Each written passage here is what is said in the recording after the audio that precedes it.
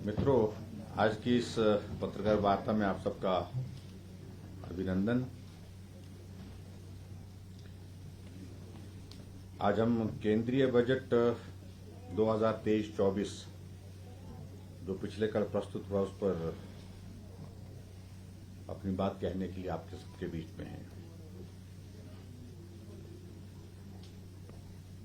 सबसे पहले तो मैं देश के यशस्वी प्रधानमंत्री नरेंद्र भाई मोदी जी को बहुत बहुत बधाई देता हूं कि भारत आज पूरी दुनिया की 5वीं इकोनॉमी के रूप में आगे बढ़ता हुआ राष्ट्र है और कल जिस प्रकार से बजट का प्रस्तुतिकरण हुआ है उसके लिए मैं केंद्रीय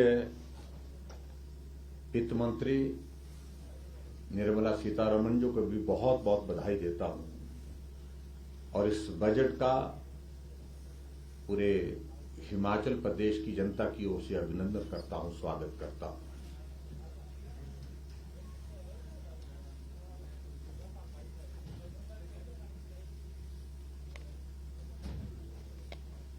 यह बजट सर्वस्पर्शी है।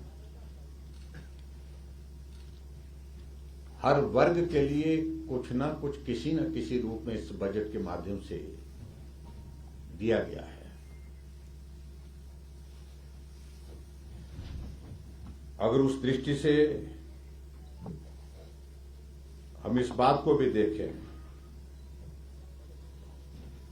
कि अमृतकाल का ये पहला बजट है। भारत की आजादी के 75 वर्ष पूर्ण होने पर ये पहला बजट जो है वो प्रस्तुत हुआ है और इसके लिए भी मैं आदरणीय प्रधानमंत्री जी को जहां बधाई देता हूं। और सबसे बड़ी बात है, इस बजट के माध्यम से गांव, गरीबों, किसानों, कर्मचारियों, दलितों, पिछड़ों, शोषितों, सभी वर्गों के लिए जिस रूप में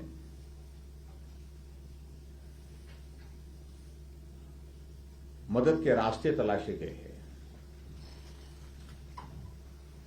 वो निश्चित रूप से मैं कह सकता हूं कि आने वाले समय में इन सभी वर्गों को आगे बढ़ने का रास्ता प्रशस्त करेंगे।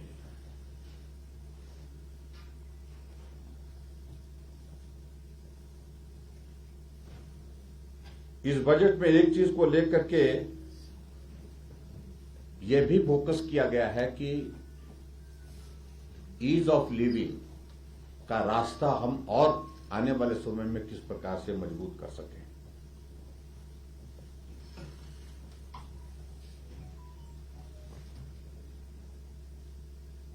और खासतौर से इस बजट 2023-24 के लिए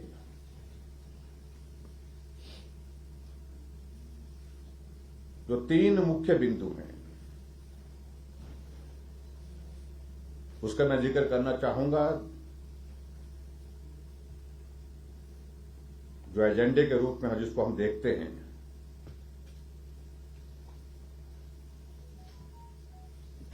एक तो देश के नागरिकों के लिए इस बजट के माध्यम से बड़े अवसर उपलब्ध कराए गए हैं। दूसरा, विकास और रोजगार सृजन की दृष्टि से और मजबूती प्रदान करने के लिए प्रयत्न किए गए हैं। और तीसरा, देश की व्यापक आर्थिक स्थिरता को मजबूत करने के लिए इसमें प्रयत्न किए गए हैं। और इसके आगे मैं इस बात को मैं जरूर कहना चाहूंगा, तो इस बजट की जो 7 जो प्राथमिकताएं दर्शाई गई है, जिसको आप लोगों ने पिछले कल भी बजट के एनालिसिस में भी देखा होगा अलग अलग चैनलों के माध्यम से, तो उनका भी मैं जिक्र करना चाहूंगा। समावेशी विकास number 1, last mile delivery number 2 और नंबर 3 बुनियादी ढांचा और निवेश, नंबर 4 क्षमता को उजागर करना और नंबर 5 हरित विकास और उसके बाद युवा और वित्तीय क्षेत्र की मजबूती। ये प्राथमिकताएं इस बजट के माध्यम से रिफ्लेक्ट हुई है, जिसके लिए मैं केंद्रीय वित्त मंत्री जी को बहुत बहुत बधाई देना चाहूंगा। मित्रों, अगर हम सिलसिलेवार अब चीजों का जिक्र करने के लिए अगर आगे बढ़े तो मैं समझता हूं कि सबसे बड़ी बात इस बजट के माध्यम से, जिसके लिए आदरणीय प्रधानमंत्री जी का हमेशा बार बार आग्रह रहता है, अब जिक्र रहता है, और वो जिक्र इस बात का रहता है कि इस देश के हर नागरिक के पास अपना घर हो।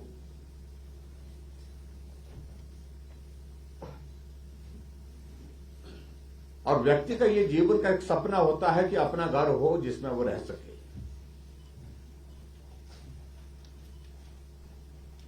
उस सारी बात के लिए प्रधानमंत्री जी ने पहले से भी प्रयास किए हैं, लेकिन इस बजट के माध्यम से एक बहुत बड़ा साइजेबल इंक्रीज, जिसको कह सकते हैं 66% की इंक्रीज की गई है बजट में, और कुल मिलाकर के बजट प्रोविजन उसके लिए जो किया गया है वो 79,000 करोड़ का किया गया, जो कि आज तक के भारत के इतिहास में एक ऐतिहासिक इंक्रीज है कि एक स्वप्न हर व्यक्ति का साकार हो,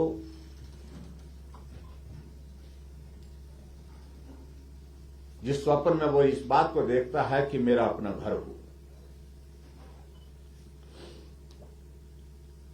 उसके लिए मैं आदरणीय प्रधानमंत्री जी को बहुत बहुत बधाई देता हूं, और मेरा यह मानना है कि निश्चित रूप से इस बजट के माध्यम से पूरे देश के गरीब लोगों को तो बहुत बड़ी राहत होगी। और हिमाचल एक ऐसा प्रदेश है जहां लगभग हर व्यक्ति के पास अपना घर है, चाहे वो छोटा है, चाहे वो टूटा हुआ है, चाहे लेकिन पुराना है, लेकिन उसके बावजूद घर है। लेकिन ऐसी व्यवस्था के साथ उन लोगों के लिए भी एक रास्ता खुलेगा जिनका घर पुराना है, जिनके घर टूटे फूटे हैं, उनको अच्छा घर रहने के लिए उपलब्ध होगा बड़ी संख्या में। वो भी उसके लिए मैं प्रधानमंत्री और वित्त मंत्री जी का आभार व्यक्त करता हूं। इसके अतिरिक्त एक चीज को हम और भी इसमें देखते हैं।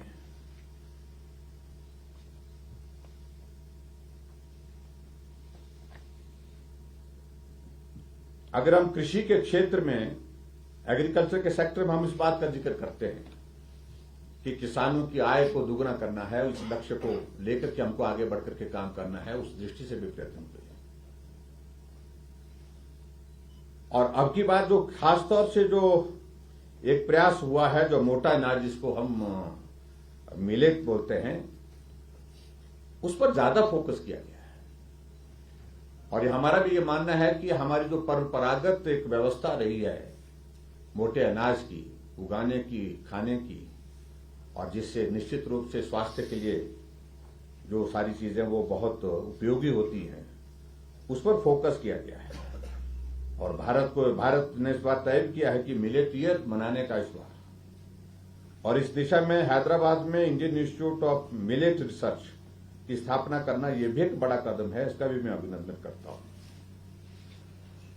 और इसके अतिरिक्त मुझे इस बात की भी खुशी है कि हिमाचल प्रदेश ने एक एग्रीकल्चर के सेक्टर में एक इनिशिएटिव लिया था, और वो इनिशिएटिव लिया था प्राकृतिक खेती का। हिमाचल पूरे देश भर में पहला राज्य है जिसने प्राकृतिक खेती को सरकारी क्षेत्र में सरकारी व्यवस्था के अनुसार बजट प्रोविजन के साथ जो है इसको शुरू करने की पहल की। और उस पहल में मुझे इस बात की खुशी है कि हिमाचल प्रदेश ने पूरे देश के सामने बहुत बेहतरीन काम किया है और अभी हिमाचल प्रदेश के करसोग के निवासी नेकराम शर्मा जी को पद्मश्री का अवार्ड भी प्राकृतिक खेती के लिए मिला है, जिसके लिए मैं प्रधानमंत्री जी का अभिनंदन करता हूं, उनका धन्यवाद करता हूं। और प्राकृतिक खेती में पूरे देश भर में इस बार यह तय किया है कि 1 करोड़ लोगों को प्राकृतिक खेती के दायरे में लाने के लिए व्यवस्था करेंगे। ये भी इस बात के लिए एक जो जिक्र किया गया है वो स्वागत योग्य है।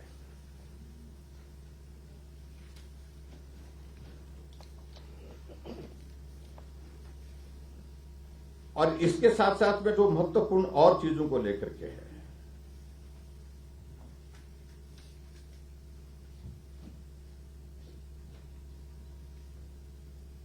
महिला और हमारे बुजुर्ग, इन दोनों वर्गों को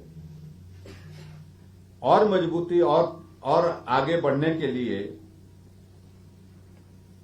उनका जीवन संरक्षित हो उस दृष्टि से प्रयत्न किया गया। महिला समान विकास पत्र जारी करने का भी एक निर्णय जो लिया गया है उसका भी मैं अभिनंदन करता हूं, जिसमें 2 लाख पर 7.5% का जो है वो इंटरेस्ट दिया जाएगा। ये भी एक स्वागत करने वाला एक निर्णय है, जिसका मैं अभिनंदन करता हूं, स्वागत करता हूं। और उसी प्रकार से जो हमारे वरिष्ठ नागरिक है उनकी बचत की जो लिमिट है 15 लाख से बढ़ाकर के 30 लाख रुपए तक करना, ये भी निश्चित रूप से एक स्वागत योग्य एक निर्णय है। और मैं दोनों निर्णयों का अभिनंदन करता हूं, स्वागत करता हूं। और ये दोनों वर्ग को इस बजट के माध्यम से मदद हुई है और मुझे लगता है कि इसके परिणाम निश्चित रूप से बहुत सार्थक रहने वाले हैं आने वाले समय में।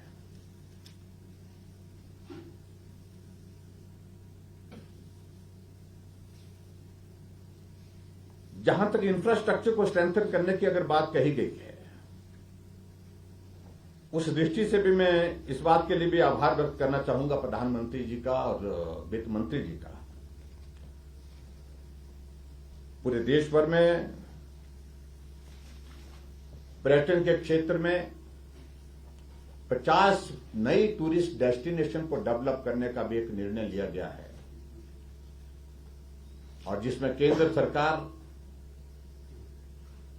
अलग तरह से मदद का रास्ता निकाल करके उनको विकसित करने का काम करेगी। ये भी एक स्वागत योग्य है। और इसके साथ मुझे इस बात की भी प्रसन्नता है कि पूरे देश भर में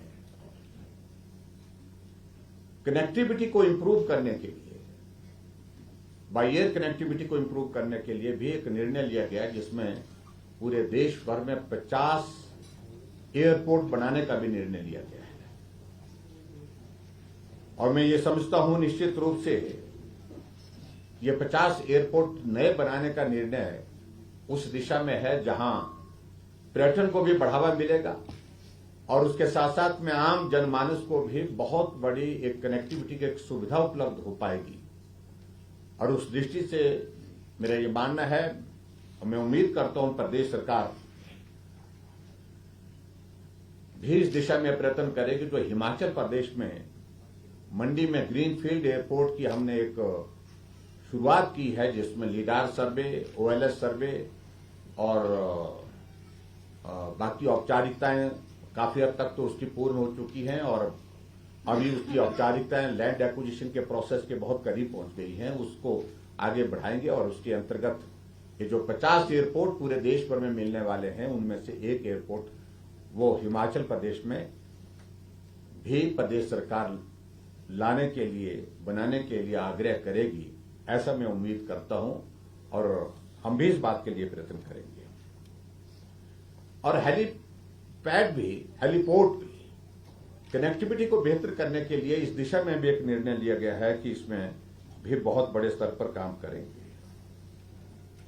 ड्रोन टेक्नोलॉजी में हिमाचल प्रदेश ने बहुत अच्छा काम किया है। मुझे इस बात की प्रसन्नता है कि पूरे देश भर में ड्रोन टेक्नोलॉजी में पॉलिसी बनाने वाला सबसे पहला राज्य हिमाचल प्रदेश है, जिसके लिए आदरणीय प्रधानमंत्री नरेंद्र मोदी जी ने बधाई भी हमको दी है।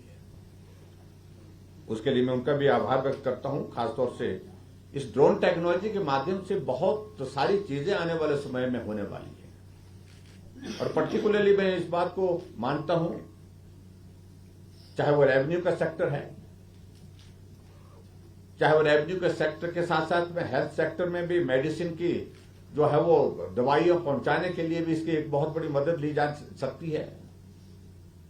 और अभी हाल ही में एक पायलट प्रोजेक्ट के अंतर्गत जो है किन्नौर जिला में एक प्रयास किया गया कि क्या सेब की, एप्पल की ट्रांसपोर्टेशन भी इसके माध्यम से की जा सकती है कि नहीं की जा सकती है। उसमें एक प्रयत्न उस दिशा में जो किया गया है वो सफल रहा है।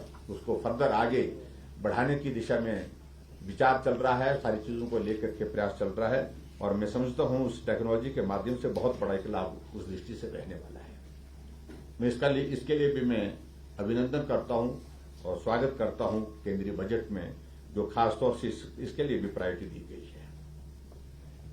और मुझे इस बात को लेकर के हेल्थ सेक्टर में भी इस बात के लिए प्रसन्नता है कि पूरे देश भर में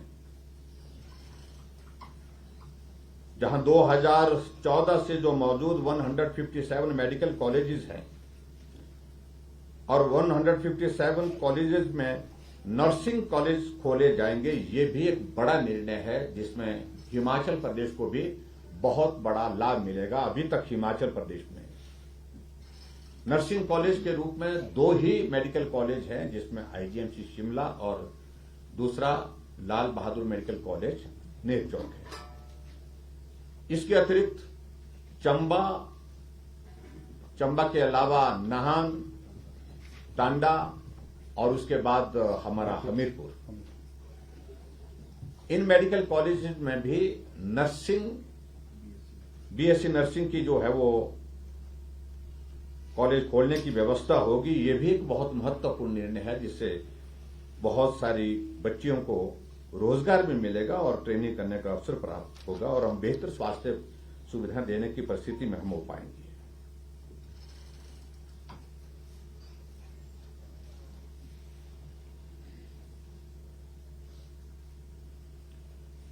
एक और चीज को लेकर के मैं ये भी कहना चाहूंगा, हिमाचल पहाड़ी राज्य है, रेलवे कनेक्टिविटी हमेशा यहां का एक विषय रहा है, लेकिन अब की बार के बजट में मुझे इस बात की खुशी है कि कुल 2,40,000 करोड़ रुपए का बजट प्रावधान रेलवे के लिए रखा गया है, और जो कि पूर्व में जो यूपीए की गवर्नमेंट 2013-14 तक रही, उनके बजट से 9 गुना ज्यादा है, 9 टाइम्स इसकी जो है वो ज्यादा हमने इस बजट का प्रावधान किया है आदरणीय वित्त मंत्री जी ने, और उसके लिए मैं उनका आभार व्यक्त करता हूं। स्वाभाविक रूप से मुझे इस बात की खुशी है कि हिमाचल प्रदेश में जो हमारे रेलवे के जो प्रोजेक्ट्स हमारे जो ऑन गोइंग हैं, जिसमें भानुपल्ली बिलासपुर भी है, जिसमें ऊना से हमीरपुर का भी, और इसके साथ साथ में और भी बद्दी के लिए भी जो कनेक्टिविटी का इशू चल रहा है रेलवे के माध्यम से, उन सभी प्रोजेक्ट्स को भी गति मिलेगी। बजट के प्रोविजन के साथ हम आगे उसमें बढ़ेंगे, ऐसा मुझे पूरा विश्वास है, और निश्चित रूप से उससे हमको बहुत बड़ा एक लाभ मिलेगा।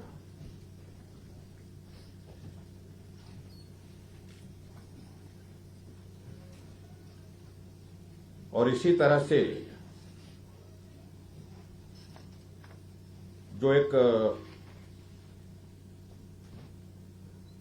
राष्ट्रीय डिजिटल पुस्तकालय की स्थापना के विषय में एक बात जो कही गई है, और निश्चित रूप से हमारे बच्चों के लिए बड़ा लाभदायक और उपयोगी साबित होगा।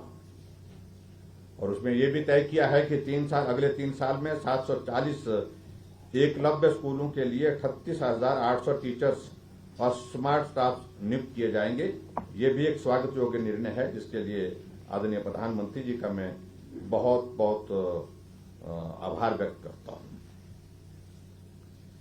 मित्रों, इसके साथ साथ में मैं ये भी देख रहा हूं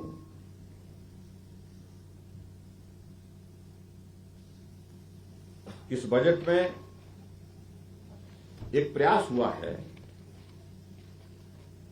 कि हर वर्ग को किसी न किसी तरह से मदद करने की बात आई है।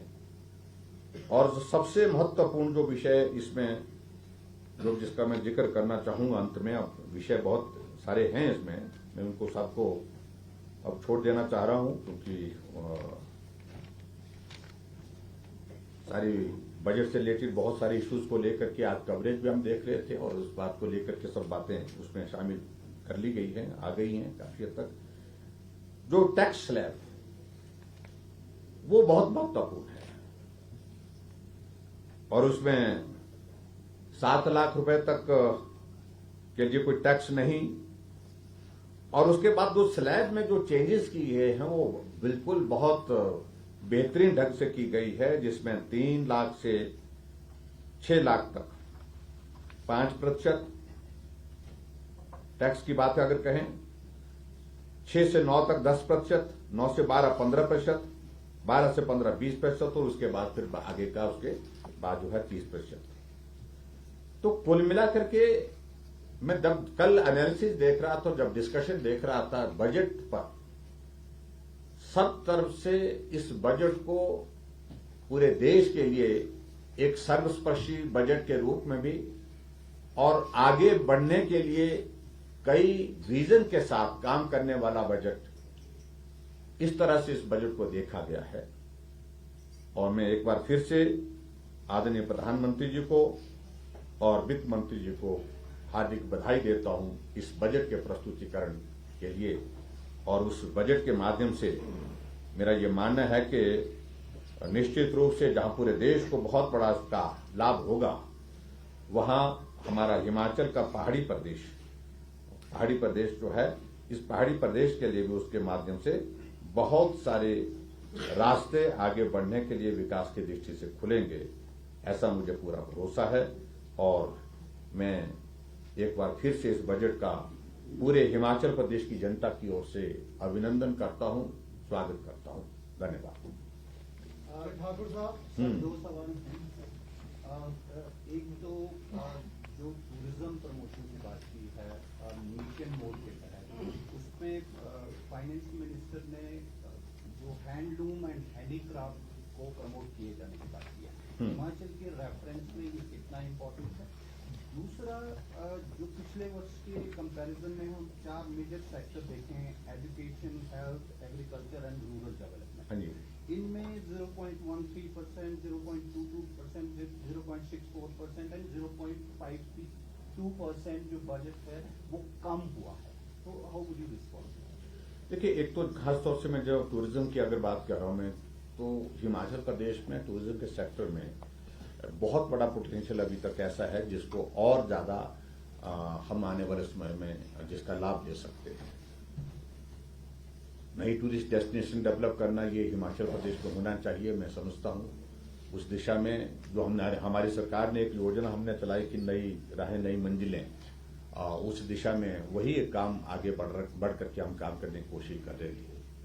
जहां हैंडीक्राफ्ट और हैंडलूम की अगर आप बात करें तो निश्चित रूप से ये एक ऐसा सेक्टर है जो हिमाचल प्रदेश के हमारे बहुत सारे लोगों को एक आय का जरिया भी है, और पर्यटन के साथ इसको जुड़ने से हिमाचल की चीज बन करके लोगों तक पहुंचे और उसकी अच्छी एक मार्केट डेवलप हो, और टूरिज्म सेक्टर टूरिज्म के ही माध्यम से मैं मानता हूं तो इसकी ज्यादा संभावनाएं हैं प्रमोट करने के लिए, तो निश्चित रूप से उसका एक बहुत बड़ा लाभ होगा।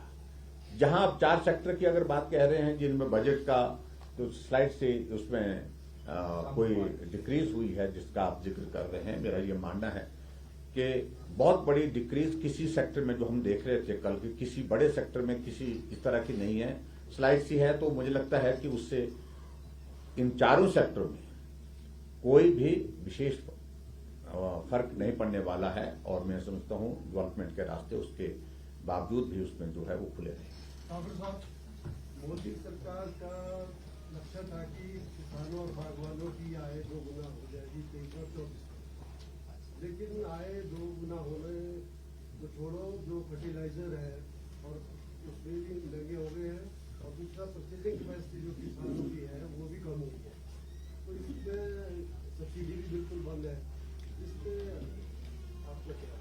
देखिए, एक बात को आप मान करके चलें कि कुछ सारे विषय इसमें जो है वो ये बजट केंद्रीय बजट है, और जहां तक हिमाचल के संदर्भ में आप इस बात को जरूर कह रहे होंगे, एग्रीकल्चर हॉर्टिकल्चर सेक्टर में पर्टिकुलरली, जहां पेस्टिसाइड्स की अगर आप बात करें और उसके साथ आप अगर खाद की अगर बात करें, उसमें जो चीजों को लेकर के तो थोड़ी बहुत पीछे कठिनाई आई थी।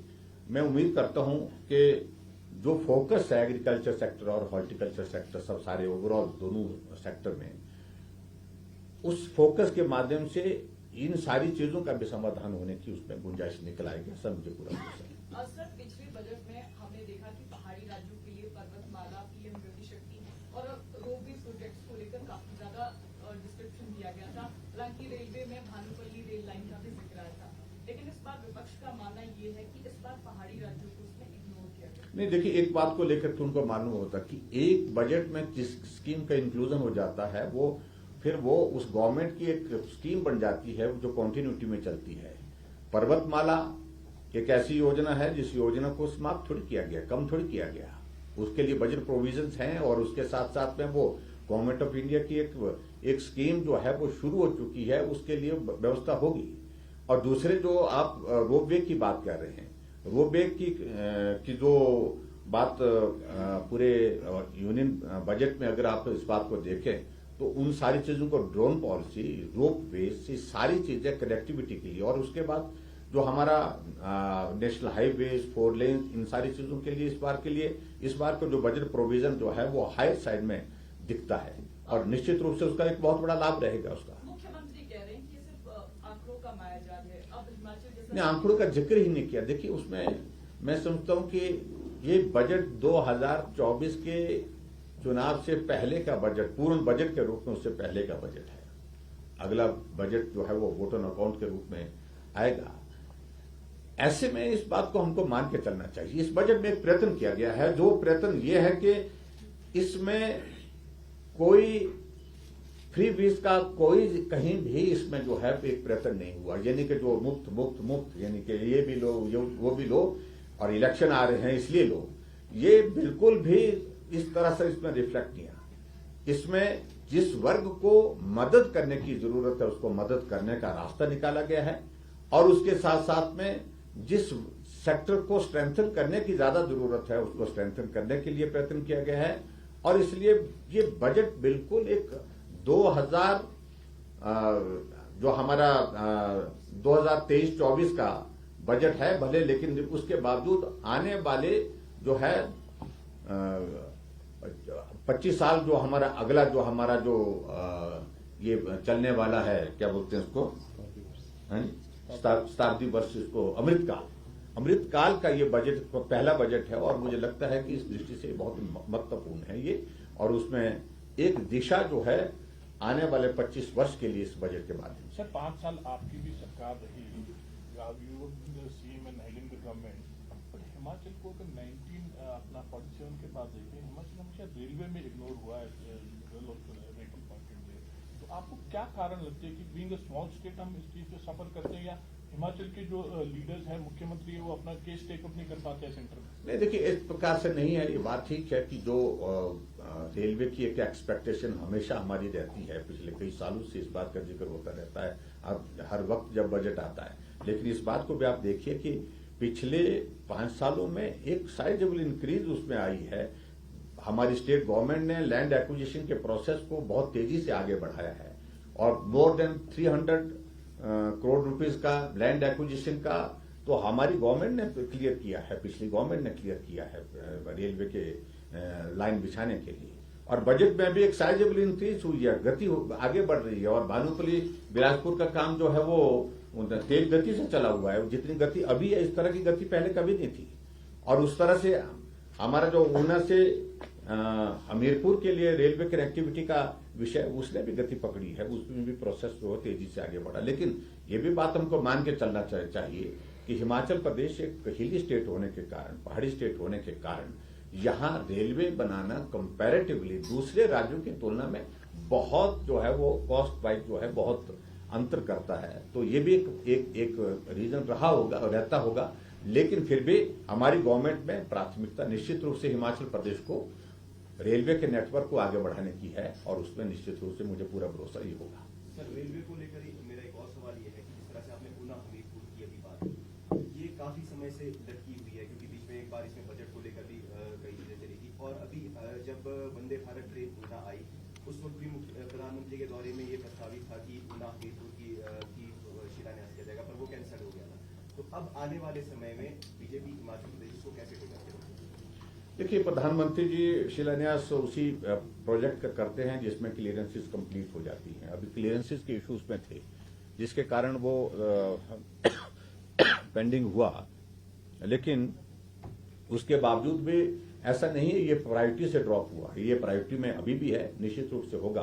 और मुझे इस बात की खुशी है कि पूरे देश भर में अगर 5 जगह वंदे भारत ट्रेन की शुरुआत हुई है तो उसमें Himachal is one of them. उसमें से हिमाचल प्रदेश, जब हिमाचल प्रदेश में शुरू किया था तो उस वक्त 3 जगह और थी, चौथा हिमाचल था।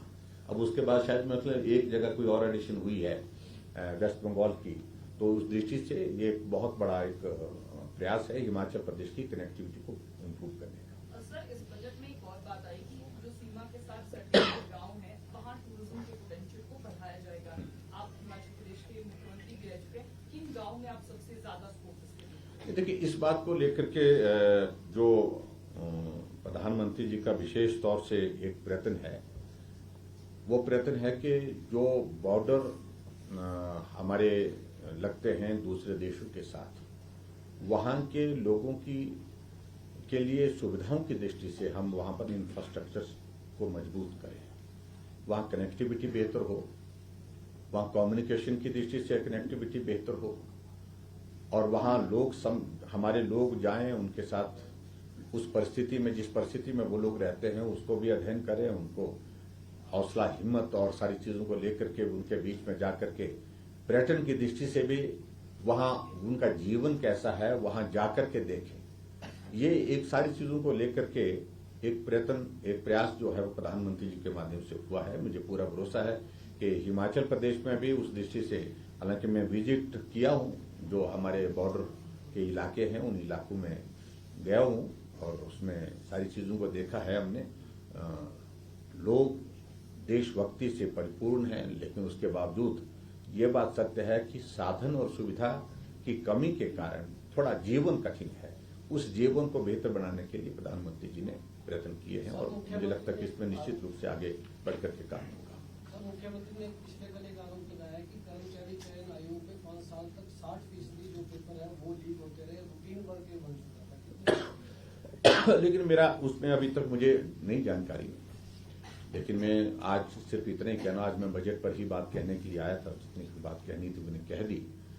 और जहां तक मुख्यमंत्री जी की बातों का ये ऐलान करना और कहा उस आस में उन्होंने कि अभी प्रिलिमिनरी इंफॉर्मेशन है।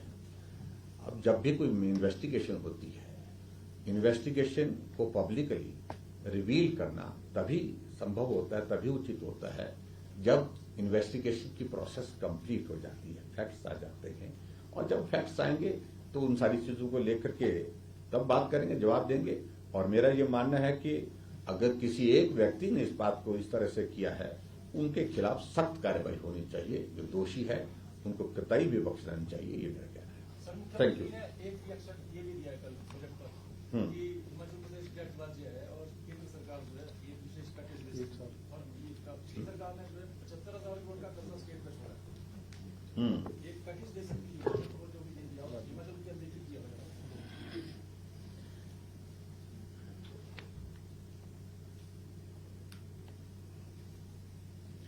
देखिए, एक बात को मान करके चलना पड़ेगा उनको। हिमाचल प्रदेश को जो 50 साल के लिए जो लोन मिलता है और इंटरेस्ट फ्री लोन मिलता है, हम उसमें 800 करोड़ रुपए पहले उसमें ले चुके हैं। उनको प्रयत्न करना चाहिए और इस स्कीम को जारी रखा है प्रधानमंत्री जी ने, और जिसमें प्रदेश के पास बहुत सारा स्कोप होता है, जिसको प्रदेश अपने आवश्यकता के अनुसार जो है इस्तेमाल कर सकता है। उसमें उनको प्रयत्न करना चाहिए, प्रयास करना चाहिए, अपना पक्ष रखे, लेकिन सिर्फ कोसने से नहीं, ये होना चाहिए, वो होना चाहिए। अब उनके पास प्रदेश का जिम्मा है, प्रदेश की जिम्मेवारी उनके ऊपर है। कब तक आखिरकार वो इस बात को लेकर के रोना धोना रोते रहेंगे कि लोन बहुत ज्यादा है। जब हमें भी हिमाचल प्रदेश जो है वो संचालन के लिए मिला, तो सत्ता प्राप्त हुई थी, तो उस वक्त ऐसा नहीं था कि लोन था ही नहीं, लगभग 50,000 करोड़ रुपए का लोन उस वक्त था। और मैं यही उनकी जानकारी के लिए बताना चाहता हूं, हमने कोविड के बावजूद भी जो 2013 से 2017 तक उनकी सरकार रही, जितना लोन उस वक्त लिया उससे कम लोन लिया इन 5 वर्षों में। जो लिमिट थी हमारी लोन लेने की, उस लिमिट को हमने कभी टच नहीं किया, हमने उससे कम लोन लिया है। इस बात को भी उनको समझना होगा। और अभी बजट सत्र से पहले जो 3 दिन का सत्र विंटर सेशन धर्मशाला में हुआ, और उसमें लोन की लिमिट को इंक्रीज करने का प्रस्ताव आया, वहां पर बिल आया, और उस बिल में उस लिमिट को इंक्रीज कर दिया, उसको 6% तक कर दिया। और उसके साथ साथ में ये भी उसमें कर दिया गया 150 करोड़ रुपए 1.5 महीने में ले चुके, ये सॉरी 1500 करोड़ रुपए 1,500 करोड़ रुपए, मतलब यानी कि 1500 करोड़ रुपए 1.5 महीने में ले चुके हैं। और जब तक ये 3 महीने का कार्यकाल इनका होगा, 2 महीने का कार्यकाल जो होगा, उसमें मतलब 1500 करोड़ रुपए और लेने की इनकी तैयारी, यानी कि 3,000 करोड़ रुपए लेने की तैयारी इनकी है। तो इसलिए मुझे लगता है कि अब इनको इस सारी चीज को लेकर के ज्यादा बोलना नहीं चाहिए, अपनी परिस्थिति को समझना चाहिए, और उस परिस्थिति में कैसे प्रदेश आगे बढ़ सकता है, डेवलपमेंट के काम किस प्रकार से हो सकते हैं, इन सारी चीजों के लिए अब जिम्मेवारी उनकी है। ये नहीं चल सकता है प्रदेश में कि आप संस्थानों को बंद कर दें, इंडस्ट्री में ताला, संस्थानों में ताला, हर जगह काम बंद, एलओसी बंद, सारी चीजें, टेंडर की प्रक्रिया को बंद कर दिया गया, सारी व्यवस्थाओं को, सारा डेवलपमेंट स्टेट का स्टैंड स्टिल पे आ गया है, हर जगह ताला। ये इस सरकार की एक बहुत बड़ी उपलब्धि है, इतने इस छोटे से इस कार्यकाल की। मैं उतना ही कहना चाह रहा हूं कि प्रदेश को आगे बढ़ाने में काम करें, ये तालाबंदी बंद करें। बहुत बहुत धन्यवाद। Thank you very much please. Thank you.